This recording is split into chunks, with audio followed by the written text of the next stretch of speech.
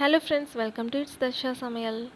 உப்பு, புளிப்பு, காரம், இனிப்புன்னு எல்லாமே கலந்த மாதிரி ஒரு சுவையில் தான் இன்றைக்கி சூப்பரான ஒரு ஸ்நாக்ஸ் ரெசிபி பார்க்க போகிறோம். நல்ல மொறுமொறுன்னு சூப்பர் கிறிஸ்பியாக இந்த மாதிரி ஒரு சூப்பரான ஸ்நாக்ஸ் ரெசிபிலாம் வீட்லேயே நாமளே செஞ்சு கொடுத்தோம் அப்படின்னா குழந்தைங்க குர்குரே, லேஸ்ன்னு சொல்லிட்டு பேக்கடு ஐட்டம்ஸ்க்கு பின்னாடி ஓட மாட்டாங்க.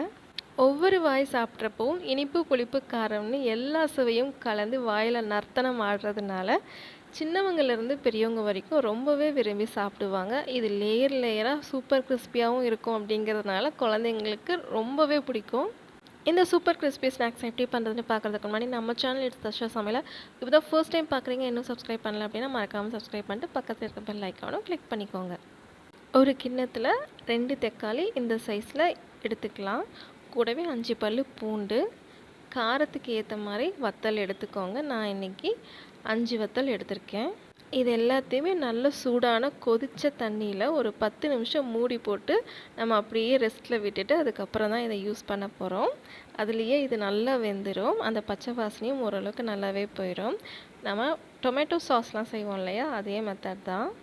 நல்லா கொதிக்கிற தண்ணியாக இருந்தால் தான் நமக்கு தக்காளி நல்லா உள்ள வரைக்கும் வெந்து மேலே லேயர் நல்லா இந்த மாதிரி அமுக்குனா நல்லா சாஃப்டாக இருக்கும். இல்லைனா கூட சட்டிலேயே ஒரு 5 நிமிஷம் ஏதாவது கிண்ணத்தில் நல்லா கொதிக்க வச்சு கூட இறக்கிக்கோங்க. இப்போ இந்த தண்ணியெல்லாம் ஃபில்டர் பண்ணிவிட்டு மிக்ஸி ஜாரில் நல்லா ஃபைன் பேஸ்ட்டாக அரைச்சி எடுத்துக்கலாம். தக்காளிலேயே போதுமான அளவுக்கு தண்ணி இருக்கும் அப்படின்னால எக்ஸ்ட்ரா தண்ணி ஊற்றுறதுக்கு அவசியம் இருக்காது. இப்போ ஒரு பெரிய மிக்சிங் பவுலில் 1.5 கப் அளவுக்கு கோதுமை மாவு எடுத்துக்கலாம். கூடவே 1/2 கப் அளவுக்கு மைதா மாவு எடுத்துக்கலாம். உங்களுக்கு மைதா மாவு விருப்பம் இல்லைன்னா முழுசாகவே கோதுமை மாவே 2 கப் அளவுக்கு எடுத்துக்கலாம். இது கூட தக்காளி, பூண்டு, வத்தல் சேர்த்து அரைச்ச விழுதை நம்ம இதோட சேர்த்துடலாம். கூடவே 3 டீஸ்பூன் அளவுக்கு சர்க்கரை சேர்த்துக்கலாம். 3 டீஸ்பூன், டேபிள் ஸ்பூனாக இருந்தால் 1.5 டேபிள் ஸ்பூன் அளவுக்கு சேர்த்துக்கலாம். இனிப்பு சுவை அதிகமாக வேணும்னா 5 டீஸ்பூன் அளவுக்கு நம்ம சர்க்கரை சேர்த்துக்கலாம். இது கூட 1 டீஸ்பூன் அளவுக்கு உப்பு, ஒரு 1/2 டீஸ்பூன் அளவுக்கு ஓமத்தை நல்லா இந்த மாதிரி 1-2 கசக்கி சேர்த்தோம் அப்படின்னா சுவையும் நல்லாயிருக்கும். எண்ணெய் பலகாரம்லாம் செய்கிறப்போ ஓமம் சேர்க்குறப்போ நமக்கு வயிறு உபாதை ஆகாது. அதுக்காக தான் மெயினாக ஓமம் சேர்க்குறோம். 1/2 டேபிள் ஸ்பூன் ஆரிகானோ பவுடர், கற்பூரவள்ளி, புதினா, துளசி 3ஐயும் காய வச்சு 1-2 அந்த மாதிரி அரைச்சி சேர்த்துட்டோம் அப்படின்னா நல்லாயிருக்கும். கூடவே 1 டேபிள் ஸ்பூன் அளவுக்கு பட்டர், இது எல்லாத்தையும் நம்ம மிக்ஸ் பண்ணிக்கலாம். கையை விட்டு நல்லா எல்லாத்தையும் ஈவனாக மாவில் மிக்ஸ் ஆகிற மாதிரி நம்ம மிக்ஸ் பண்ணி எடுத்துட்டோம் அப்படின்னா டேஸ்ட்டு நல்லாயிருக்கும். நான் சொன்ன அளவுகள் எல்லாமே இப்போ நான் எடுத்துருக்கிற குவான்டிட்டிக்கு கரெக்டாக இருக்கும். சப்போஸ் உங்களுக்கு காரம், உப்பு, புளிப்பு ஏதாவது கூட்டி கம்மி பண்ணணும் அப்படின்னா அதுக்கு ஏற்ற மாதிரி செஞ்சுக்கலாம். இப்போ தேவையான அளவுக்கு தண்ணியை கொஞ்சம் கொஞ்சமாக சேர்த்து நல்ல கெட்டியான பூரி மாவு பதத்துக்கு நம்ம பிசைஞ்சு எடுத்துட்டோம் அப்படின்னா நமக்கு தேய்க்கிறதுக்கு ஈஸியாக இருக்கும். ஆல்ரெடி நம்ம தக்காளி விழுது அதுக்கப்புறம் பட்டர்லாம் சேர்த்துக்கிறனால கொஞ்சம் லிக்விடாக தான் இருக்கும். அதனால் தண்ணியும் நிறைய தேவைப்படாது. இந்த மாதிரி கெட்டியான பதத்தில் நல்ல மாவை பிசைஞ்சு ஒரு 5 நிமிஷம் மட்டும் மூடி போட்டு வச்சிடலாம். இப்போது இதுக்கு நம்ம லேயராக ஸ்நாக்ஸ் கிடைக்கணும். அதுக்காக 2 டேபிள் ஸ்பூன் அளவுக்கு பட்டர், 1 டேபிள் ஸ்பூன் அளவுக்கு மைதா மாவு, இது எல்லாத்தையும் நல்லா கட்டிகள் இல்லாமல் நம்ம கலந்து விட்டுடலாம். இந்த ரெசிபின்னு மட்டும் இல்லை, நம்ம லேயராக எந்த ஸ்நாக்ஸ் ரெசிபி செய்கிறதா இருந்தாலும் சரி, பப்ஸ், சோமாஸ், மடிப்பு பொழின்னு ஏதாவது டிஃப்ரெண்ட்டான ஸ்நாக்ஸ் ரெசிபிஸ்லாம் லேயராக செய்கிறதா இருந்தால் இந்த மாதிரி நம்ம பேட்டர் ப்ரிப்பேர் பண்ணி நடுவில் அப்ளை பண்ணால் போதும். நமக்கு லேயராக சூப்பரான ஸ்நாக்ஸ் கிடச்சிரும். வெறும் 5 நிமிஷம் மட்டும் நம்ம பிசைஞ்சு வச்ச மாவை ரெஸ்ட்டில் விட்டுட்டு ஒரு தடவை நல்லா இந்த மாதிரி அழுத்தி பிசைஞ்சிட்டு நாம் உருட்ட ஆரம்பிச்சிடலாம். உருட்டுறதுக்கு முன்னாடி இந்த மாதிரி ஒரு பர்ஃபெக்டான ஷேப் கொண்டு வந்துட்டு அதுக்கப்புறம் நம்ம உருட்ட ஆரம்பித்தோம் அப்படின்னா கரெக்டாக இருக்கும். இன்றைக்கி ஒரே ஸ்ட்ரெச்சில், அதாவது ஒரே நேரத்தில் மொத்தமாகவே செஞ்சிடலாம் அப்படின்றதுனால நான் மொத்தமாகவையும் எடுத்து இந்த மாதிரி ரோல் பண்ணிகிட்ருக்கேன். சப்போஸ் உங்களுக்கு இந்த மாதிரி செய்கிறது கஷ்டமாக இருந்ததுன்னா பேட்சாக சப்பாத்தி மாவு மாதிரி கூட பிசைஞ்சு செஞ்சுக்கலாம். கீழே நான் ஷீட் போட்டு செஞ்சுருக்கனால நான் மாவு நிறைய யூஸ் பண்ணலாம் தேய்க்கிறதுக்கு. சப்போஸ் நீங்கள் கவுண்டர் டாப் மேலேயே தேய்க்கிறீங்க அப்படின்னா கொஞ்சம் தாராளமாக மாவு கீழே நல்லா ஸ்ப்ரெட் பண்ணிட்டு அதுக்கப்புறம் தேய்ச்சிக்கோங்க.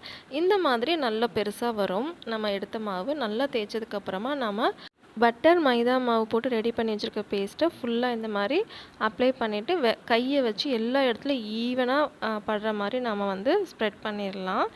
இந்த மாதிரி நம்ம ஸ்ப்ரெட் பண்ணிவிட்டு அதுக்கப்புறம் நம்ம மடக்கணும். இந்த மாதிரி மடக்கி அதுக்கப்புறம் நம்ம செஞ்சோம் அப்படின்னா நமக்கு லேயர்ஸ் அழகாக வரும். ஸ்நாக்ஸை கடித்து சாப்பிட்றப்போ ரொம்ப ஹார்டாக இல்லாமல் சாஃப்டாக நல்லா கிறிஸ்பியாக இருக்கிற மாதிரி ஒரு ஃபீலிங் கிடைக்கும். இந்த மாதிரி எல்லா சைடும் நம்ம ஃபோல்ட் பண்ணிக்கலாம். ஃபோல்ட் பண்ணிவிட்டு அந்த கார்னர்ஸை மட்டும் லைட்டாக நம்ம தட்டி விட்டோம் அப்படின்னா செட் ஆயிரும். இதுக்கு மேலே நல்லா மாவு அப்ளை பண்ணிவிட்டு இந்த மாதிரி லைட்டாக நம்ம ரோல் பண்ணிவிட்டு திருப்பி போட்டுட்டு அதுக்கப்புறம் நம்ம சென்டரில் இருந்து தேய்க்க ஆரம்பிக்கணும். ஃபஸ்ட்டு இந்த மாதிரி நம்ம தேய்ச்சிட்டு சென்டரில் இருந்து அந்த ஓரங்களில் தேய்ச்சோம் அப்படின்னா தான் நமக்கு அந்த பட்டரும் ஈவனாக இருக்கும், லேயர்ஸும் அழகாக வரும். மேலே இருந்து கீழே அட்டஸ்டச்சில் நம்ம தேய்க்கக்கூடாது, சென்டரில் இருந்து ஓரங்களுக்கு கொண்டு வந்து தேய்ச்சோம் அப்படின்னா கரெக்டாக இருக்கும். இந்த அளவுக்கு மாவு ஃபுல்லாக ஸ்ப்ரெட் பண்ணதுக்கப்புறமா இந்த மாதிரி ஏதாவது ஒரு அச்சு, வீட்டில் இருக்கிற அச்சு நீங்கள் யூஸ் பண்ணிக்கோங்க. பாத்திர கடைகளில் இந்த மாதிரி அச்சு வந்து விலைக்கு ஏற்ற மாதிரி 5 பீஸ் 6 பீஸ்னு விற்பாங்க. இந்த மாதிரி வாங்கி வச்சிட்டோம் அப்படின்னா குழந்தைங்களுக்கு ஸ்நாக்ஸ் செஞ்சு கொடுக்குறப்போ நமக்கு ரொம்ப யூஸ்ஃபுல்லாக இருக்கும். இந்த மாதிரி எல்லாத்தையுமே நம்ம பீசஸ் போட்டதுக்கப்புறம் சென்டரில் இருக்க லேயர்ஸை மட்டும் எடுத்துடலாம். ஒரே நேரத்தில் எல்லாத்தையும் தேய்ச்சிட்டோம் அப்படின்னா நமக்கு வேலை சட்டுன்னு முடிகிற மாதிரி இருக்கும். அவ்வளோதான், அழகாக நம்ம ஃப்ளவர் ஷேப்பில் அந்த அச்சில் நம்ம ரெடி ஆகிடுச்சு. இப்போது நல்ல சூடான எண்ணெயில் நம்ம போட்டுறணும். அதுக்கப்புறம் எண்ணெயை வந்து லோ டு மீடியம் ஃப்ளேமில் வச்சு நம்ம பொரிச்சோன்னா தான் நல்லா பொரிஞ்சு வரும். கிறிஸ்பியாக இருக்கும் ரொம்ப நாளைக்கு. இல்லை அப்படின்னா அந்த நிமிஷத்துக்கு கிறிஸ்பியாக இருக்கும், அதுக்கப்புறம் நமத்து போயிடும். அதனால் லோ டு மீடியம் ஃப்ளேமில் வச்சு அப்பப்போ இந்த மாதிரி மேலே எடுத்து விட்டு ஏர் ரிலீஸ் பண்ணி நம்ம செஞ்சோம் அப்படின்னா அந்த கிறிஸ்பினஸ் வந்து ரொம்ப நாளைக்கு நீடிக்கும். அவ்வளோதான், நல்லா பொரிஞ்சிருச்சு. இங்கே பார்த்தீங்களா, இந்த மாதிரி அழகாக ரெடி ஆகிடுச்சு நம்ம ஸ்நாக்ஸ்.